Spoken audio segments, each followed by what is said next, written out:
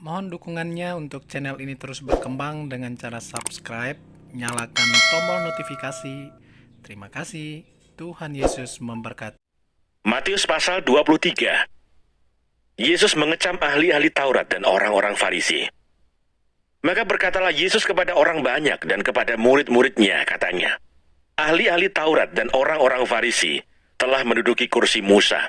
Sebab itu turutilah dan lakukanlah segala sesuatu yang mereka ajarkan kepadamu. Tetapi janganlah kamu turuti perbuatan-perbuatan mereka, karena mereka mengajarkannya tetapi tidak melakukannya. Mereka mengikat beban-beban berat, lalu meletakkannya di atas bahu orang, tetapi mereka sendiri tidak mau menyentuhnya. Semua pekerjaan yang mereka lakukan hanya dimaksud supaya dilihat orang. Mereka memakai tali sembahyang yang lebar dan jubah yang panjang. Mereka suka duduk di tempat terhormat dalam perjamuan dan di tempat terdepan di rumah ibadat. Mereka suka menerima penghormatan di pasar dan suka dipanggil rabi. Tetapi kamu, janganlah kamu disebut rabi, karena hanya satu rabimu, dan kamu semua adalah saudara. Dan janganlah kamu menyebut siapapun bapa di bumi ini, karena hanya satu bapamu, yaitu Dia yang di surga. Janganlah pula kamu disebut pemimpin, karena hanya satu pemimpinmu, yaitu Mesias. Barang siapa terbesar di antara kamu, hendaklah ia menjadi pelayanmu. Dan barang siapa meninggikan diri, ia akan direndahkan. Dan barang siapa merendahkan diri, ia akan ditinggikan.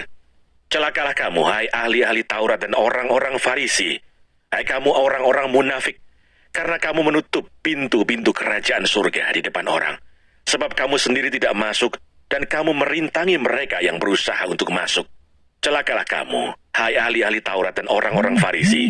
Hai kamu orang-orang munafik, sebab kamu menelan rumah janda-janda, sedang kamu mengelabui mata orang dengan doa yang panjang-panjang.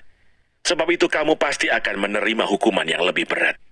Celakalah kamu, hai ahli-ahli Taurat dan orang-orang Farisi. Hai kamu orang-orang munafik, sebab kamu mengarungi lautan dan menjelajah daratan untuk mentobatkan satu orang saja menjadi penganut agamamu. Dan sesudah ia bertobat, kamu menjadikan dia orang neraka yang 2 kali lebih jahat daripada kamu sendiri. Celakalah kamu, hai pemimpin-pemimpin buta yang berkata, bersumpah demi bait Allah. Sumpah itu tidak sah, tetapi bersumpah demi emas bait suci. Sumpah itu mengikat. Hai kamu orang-orang bodoh dan orang-orang buta, apakah yang lebih penting, emas atau bait suci yang menguduskan emas itu? Bersumpah demi mezbah, sumpah itu tidak sah, tetapi bersumpah demi persembahan yang ada di atasnya. Sumpah itu mengikat. Hai kamu orang-orang buta, apakah yang lebih penting, persembahan atau mezbah yang menguduskan persembahan itu? Karena itu barang siapa bersumpah demi mezbah, ia bersumpah demi mezbah, dan juga demi segala sesuatu yang terletak di atasnya. Dan barang siapa bersumpah demi bait suci, ia bersumpah demi bait suci dan juga demi Dia yang diam di situ. Dan barang siapa bersumpah demi sorga, ia bersumpah demi tahta Allah dan juga demi Dia yang bersemayam di atasnya. Celakalah kamu, hai ahli-ahli Taurat dan orang-orang Farisi. Hai kamu orang-orang munafik, sebab persepuluhan dari selasih, adas manis dan jintan kamu bayar. Tetapi yang terpenting dalam hukum Taurat kamu abaikan, yaitu keadilan dan belas kasihan dan kesetiaan. Yang satu harus dilakukan, dan yang lain jangan diabaikan. Hai kamu pemimpin-pemimpin buta, nyamuk kamu tapiskan dari dalam minumanmu, tetapi unta yang di dalamnya kamu telan. Celakalah kamu, hai ahli-ahli Taurat dan orang-orang Farisi. Hai kamu orang-orang munafik, sebab cawan dan pinggan kamu bersihkan sebelah luarnya, tetapi sebelah dalamnya penuh rampasan dan kerakusan. Hai orang Farisi yang buta, bersihkanlah dahulu sebelah dalam cawan itu, maka sebelah luarnya juga akan bersih. Celakalah kamu, hai ahli-ahli Taurat dan orang-orang Farisi. Hai kamu orang-orang munafik, sebab kamu sama seperti kuburan yang dilabur putih, yang sebelah luarnya memang bersih tampaknya, tetapi yang sebelah dalamnya penuh tulang belulang dan pelbagai jenis kotoran. Demikian jugalah kamu, di sebelah luar kamu tampaknya benar di mata orang, tetapi di sebelah dalam kamu penuh kemunafikan dan kedurjanaan. Celakalah kamu, hai ahli-ahli Taurat dan orang-orang Farisi. Hai kamu orang-orang munafik, sebab kamu membangun makam nabi-nabi dan memperindah tugu orang-orang saleh, dan berkata, Jika kami hidup di zaman nenek moyang kita, tentulah kami tidak ikut dengan mereka dalam pembunuhan nabi-nabi itu. Tetapi dengan demikian kamu bersaksi terhadap diri kamu sendiri bahwa kamu adalah keturunan pembunuh nabi-nabi itu. Jadi, penuhilah juga takaran nenek moyangmu. Hai kamu ular-ular, hai kamu keturunan ular beludak, bagaimanakah mungkin kamu dapat meluputkan diri dari hukuman neraka? Sebab itu lihatlah, aku mengutus kepadamu nabi-nabi, orang-orang bijaksana dan ahli-ahli Taurat. Separuh di antara mereka akan kamu bunuh dan kamu salibkan. Yang lain akan kamu sesah di rumah-rumah ibadatmu, dan kamu aniaya dari kota ke kota, supaya kamu menanggung akibat penumpahan darah orang yang tidak bersalah, mulai dari Habel, orang benar itu, sampai kepada Zakaria, anak Berekiah, yang kamu bunuh di antara tempat kudus dan mesbah. Aku berkata kepadamu, sesungguhnya semuanya ini akan ditanggung angkatan ini. Keluhan terhadap Yerusalem. Yerusalem, Yerusalem, engkau yang membunuh nabi-nabi dan melempari dengan batu orang-orang yang diutus kepadamu. Berkali-kali aku rindu mengumpulkan anak-anakmu, sama seperti induk ayam mengumpulkan anak-anaknya di bawah sayapnya. Tetapi kamu tidak mau. Lihatlah, rumahmu ini akan ditinggalkan dan menjadi sunyi. Dan aku berkata kepadamu, mulai sekarang kamu tidak akan melihat aku lagi, hingga kamu berkata, diberkatilah dia yang datang dalam nama Tuhan.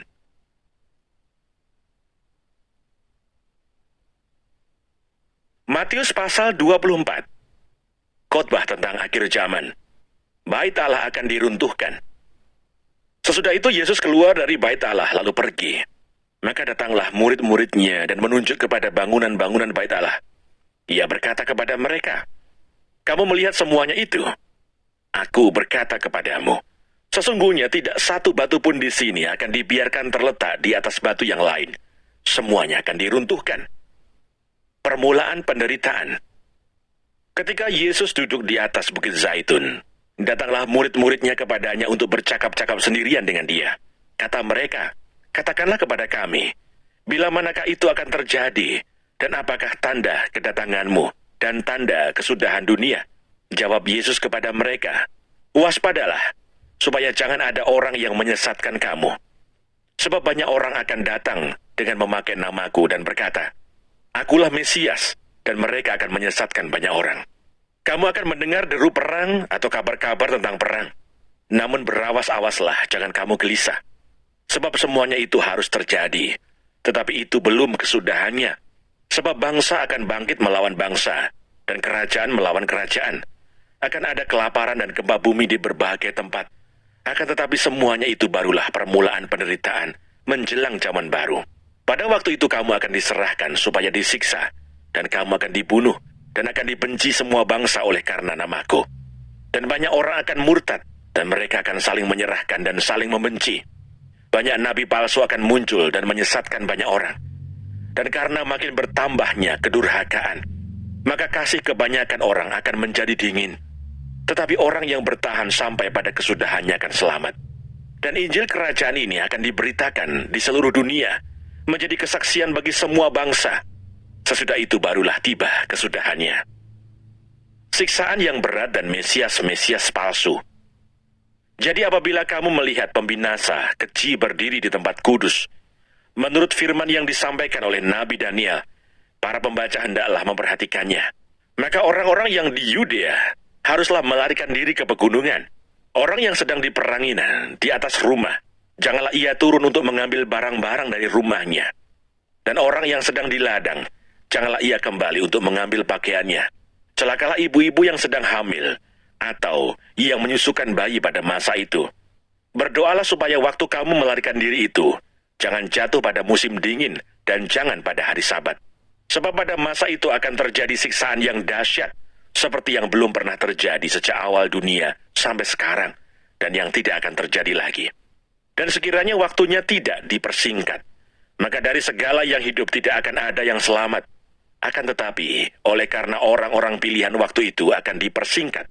Pada waktu itu jika orang berkata kepada kamu, lihat, Mesias ada di sini atau Mesias ada di sana, jangan kamu percaya. Sebab Mesias-Mesias palsu dan nabi-nabi palsu akan muncul, dan mereka akan mengadakan tanda-tanda yang dahsyat dan mukjizat-mukjizat, sehingga sekiranya mungkin mereka menyesatkan orang-orang pilihan juga. Camkanlah, aku sudah mengatakannya terlebih dahulu kepadamu. Jadi apabila orang berkata kepadamu, lihat, ia ada di padang gurun, janganlah kamu pergi ke situ. Atau lihat, ia ada di dalam bilik, janganlah kamu percaya. Sebab sama seperti kilat memancar dari sebelah timur dan melontarkan cahayanya sampai ke barat, demikian pula lah kelak kedatangan Anak Manusia. Di mana ada bangkai, di situ burung nasar berkerumun. Kedatangan Anak Manusia, perumpamaan tentang pohon ara. Segera sesudah siksaan pada masa itu, matahari akan menjadi gelap, dan bulan tidak bercahaya, dan bintang-bintang akan berjatuhan dari langit, dan kuasa-kuasa langit akan goncang. Pada waktu itu akan tampak tanda Anak Manusia di langit, dan semua bangsa di bumi akan meratap, dan mereka akan melihat Anak Manusia itu datang di atas awan-awan di langit, dengan segala kekuasaan dan kemuliaannya. Dan ia akan menyuruh keluar malaikat-malaikatnya, dengan meniup sangkakala yang dahsyat bunyinya, dan mereka akan mengumpulkan orang-orang pilihannya dari keempat penjuru bumi, dari ujung langit yang satu ke ujung langit yang lain. Tariklah pelajaran dari perumpamaan tentang pohon ara. Apabila ranting-rantingnya melembut dan mulai bertunas, kamu tahu bahwa musim panas sudah dekat. Demikian juga jika kamu melihat semuanya ini, ketahuilah bahwa waktunya sudah dekat, sudah di ambang pintu. Aku berkata kepadamu, sesungguhnya angkatan ini tidak akan berlalu sebelum semuanya ini terjadi. Langit dan bumi akan berlalu, tetapi perkataanku tidak akan berlalu. Tetapi tentang hari dan saat itu, tidak seorang pun yang tahu. Malaikat-malaikat di sorga tidak, dan Anak pun tidak, hanya Bapa sendiri. Nasihat supaya berjaga-jaga. Sebab sebagaimana halnya pada zaman Nuh, demikian pula halnya kelak pada kedatangan Anak Manusia. Sebab sebagaimana mereka pada zaman sebelum air bah itu makan dan minum, kawin dan mengawinkan, sampai kepada hari Nuh masuk ke dalam bahtera, dan mereka tidak tahu akan sesuatu, sebelum air bah itu datang dan melenyapkan mereka semua. Demikian pula lah halnya kelak pada kedatangan Anak Manusia. Pada waktu itu kalau ada dua orang di ladang, yang seorang akan dibawa dan yang lain akan ditinggalkan.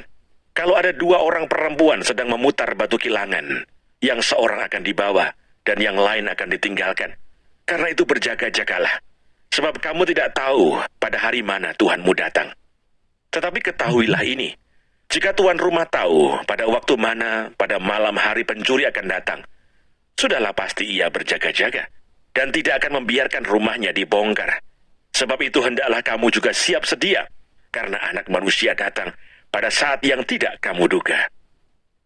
Perumpamaan tentang hamba yang setia dan hamba yang jahat. Siapakah hamba yang setia dan bijaksana yang diangkat oleh tuannya atas orang-orangnya untuk memberikan mereka makanan pada waktunya?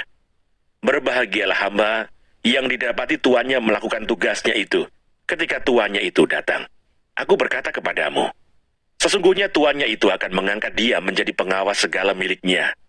Akan tetapi apabila hamba itu jahat dan berkata di dalam hatinya, tuanku tidak datang-datang, lalu ia mulai memukul hamba-hamba lain dan makan minum bersama-sama pemabuk-pemabuk, maka tuan hamba itu akan datang pada hari yang tidak disangkakannya dan pada saat yang tidak diketahuinya, dan akan membunuh dia dan membuat dia senasib dengan orang-orang munafik. Di sanalah akan terdapat ratapan dan kertakan gigi. Matius pasal 25. Gadis-gadis yang bijaksana dan gadis-gadis yang bodoh. Pada waktu itu hal kerajaan surga seumpama 10 gadis yang mengambil pelitanya dan pergi menyongsong mempelai laki-laki. 5 diantaranya bodoh dan 5 bijaksana. Gadis-gadis yang bodoh itu membawa pelitanya, tetapi tidak membawa minyak. Sedangkan gadis-gadis yang bijaksana itu membawa pelitanya dan juga minyak dalam buli-buli mereka. Tetapi karena mempelai itu lama tidak datang-datang juga, mengantuklah mereka semua, lalu tertidur. Waktu tengah malam terdengarlah suara orang berseru, "Mempelai datang, songsonglah dia." Gadis-gadis itu pun bangun semuanya, lalu membereskan pelita mereka. Gadis-gadis yang bodoh berkata kepada gadis-gadis yang bijaksana, "Berikanlah kami sedikit dari minyakmu itu, sebab pelita kami hampir padam." Tetapi jawab gadis-gadis yang bijaksana itu, Tidak, nanti tidak cukup untuk kami dan untuk kamu. Lebih baik kamu pergi kepada penjual minyak dan beli di situ. Akan tetapi, waktu mereka sedang pergi untuk membelinya, datanglah mempelai itu, dan mereka yang telah siap sedia masuk bersama-sama dengan dia ke ruang perjamuan kawin. Lalu pintu ditutup. Kemudian datang juga gadis-gadis yang lain itu dan berkata, "Tuan, Tuan, bukakanlah kami pintu." Tetapi ia menjawab, "Aku berkata kepadamu, sesungguhnya aku tidak mengenal kamu. Karena itu berjaga-jagalah, sebab kamu tidak tahu akan hari maupun akan saatnya." Perumpamaan tentang talenta. Sebab hal kerajaan surga sama seperti seorang yang mau bepergian ke luar negeri, yang memanggil hamba-hambanya dan mempercayakan hartanya kepada mereka. Yang seorang diberikannya 5 talenta, yang seorang lagi 2, dan yang seorang lain lagi 1. Masing-masing menurut kesanggupannya, lalu ia berangkat. Segera pergilah hamba yang menerima 5 talenta itu. Ia menjalankan uang itu, lalu beroleh laba 5 talenta. Hamba yang menerima 2 talenta itu pun berbuat demikian juga, dan berlaba 2 talenta. Tetapi hamba yang menerima 1 talenta itu pergi, dan menggali lubang di dalam tanah, lalu menyembunyikan uang tuannya. Lama sesudah itu pulanglah tuan hamba-hamba itu, lalu mengadakan perhitungan dengan mereka. Hamba yang menerima 5 talenta itu datang, dan ia membawa laba 5 talenta, katanya, "Tuan, 5 talenta Tuan percayakan kepadaku. Lihat, aku telah beroleh laba 5 talenta." Maka kata tuannya itu kepadanya, "Baik sekali perbuatanmu itu, hai hambaku yang baik dan setia. Engkau telah setia dalam perkara kecil. Aku akan memberikan kepadamu tanggung jawab dalam perkara yang besar. Masuklah dan turutlah dalam kebahagiaan tuanmu." Lalu datanglah hamba yang menerima 2 talenta itu, katanya, "Tuan, 2 talenta Tuan percayakan kepadaku. Lihat, aku telah beroleh laba 2 talenta." Maka kata tuannya itu kepadanya, "Baik sekali perbuatanmu itu, hai hambaku yang baik dan setia. Engkau telah setia memikul tanggung jawab dalam perkara yang kecil. Aku akan memberikan kepadamu tanggung jawab dalam perkara yang besar. Masuklah dan turutlah dalam kebahagiaan tuanmu." Kini datanglah juga hamba yang menerima 1 talenta itu dan berkata, "Tuan, aku tahu bahwa Tuan adalah manusia yang kejam, yang menuai di tempat di mana Tuan tidak menabur, dan yang memungut dari tempat di mana Tuan tidak menanam. Karena itu aku takut dan pergi menyembunyikan talenta Tuan itu di dalam tanah. Ini, terimalah kepunyaan Tuan." Maka jawab tuannya itu, "Hai kamu hamba yang jahat dan malas, jadi kamu sudah tahu bahwa aku menuai di tempat di mana aku tidak menabur, dan memungut dari tempat di mana aku tidak menanam. Karena itu sudahlah, seharusnya uangku itu kau berikan kepada orang yang menjalankan uang, supaya sekembaliku aku menerimanya serta dengan bunganya. Sebab itu ambillah talenta itu daripadanya, dan berikanlah kepada orang yang mempunyai 10 talenta itu. Karena setiap orang yang mempunyai, kepadanya akan diberi, sehingga ia berkelimpahan. Tetapi siapa yang tidak mempunyai, apapun juga yang ada padanya akan diambil daripadanya. Dan campakkanlah hamba yang tidak berguna itu ke dalam kegelapan yang paling gelap. Di sanalah akan terdapat ratap dan kertak gigi." Penghakiman terakhir. Apabila Anak Manusia datang dalam kemuliaannya, dan semua malaikat bersama-sama dengan dia, maka ia akan bersemayam di atas tahta kemuliaannya. Lalu semua bangsa akan dikumpulkan di hadapannya, dan ia akan memisahkan mereka seorang daripada seorang, sama seperti gembala memisahkan domba dari kambing. Dan ia akan menempatkan domba-domba di sebelah kanannya, dan kambing-kambing di sebelah kirinya. Dan raja itu akan berkata kepada mereka yang di sebelah kanannya, "Mari, hai kamu yang diberkati oleh Bapa-Ku, terimalah kerajaan yang telah disediakan bagimu sejak dunia dijadikan. Sebab ketika aku lapar, kamu memberi aku makan. Ketika aku haus, kamu memberi aku minum. Ketika aku seorang asing, kamu memberi aku tumpangan. Ketika aku telanjang, kamu memberi aku pakaian. Ketika aku sakit, kamu melawat aku. Ketika aku di dalam penjara, kamu mengunjungi aku." Maka orang-orang benar itu akan menjawab dia, katanya, "Tuhan, bila manakah kami melihat Engkau lapar, dan kami memberi Engkau makan, atau haus dan kami memberi Engkau minum? Bila manakah kami melihat Engkau sebagai orang asing, dan kami memberi Engkau tumpangan, atau telanjang dan kami memberi engkau pakaian? Bila manakah kami melihat engkau sakit atau dalam penjara, dan kami mengunjungi engkau?" Dan raja itu akan menjawab mereka, "Aku berkata kepadamu, sesungguhnya segala sesuatu yang kamu lakukan untuk salah seorang dari saudaraku yang paling hina ini, kamu telah melakukannya untuk aku." Dan ia akan berkata juga kepada mereka yang di sebelah kirinya, "Enyahlah dari hadapanku, hai kamu orang-orang terkutuk, enyahlah ke dalam api yang kekal, yang telah sedia untuk iblis dan malaikat-malaikatnya. Sebab ketika aku lapar, kamu tidak memberi aku makan. Ketika aku haus, kamu tidak memberi aku minum. Ketika aku seorang asing, kamu tidak memberi aku tumpangan. Ketika aku telanjang, kamu tidak memberi aku pakaian. Ketika aku sakit dan dalam penjara, kamu tidak melawat aku." Lalu mereka pun akan menjawab dia katanya, "Tuhan, bila manakah kami melihat engkau lapar atau haus, atau sebagai orang asing, atau telanjang atau sakit, atau dalam penjara, dan kami tidak melayani engkau?" Maka ia akan menjawab mereka, "Aku berkata kepadamu, sesungguhnya segala sesuatu yang tidak kamu lakukan untuk salah seorang dari yang paling hina ini, kamu tidak melakukannya juga untuk aku." Dan mereka ini akan masuk ke tempat siksaan yang kekal, tetapi orang benar ke dalam hidup yang kekal.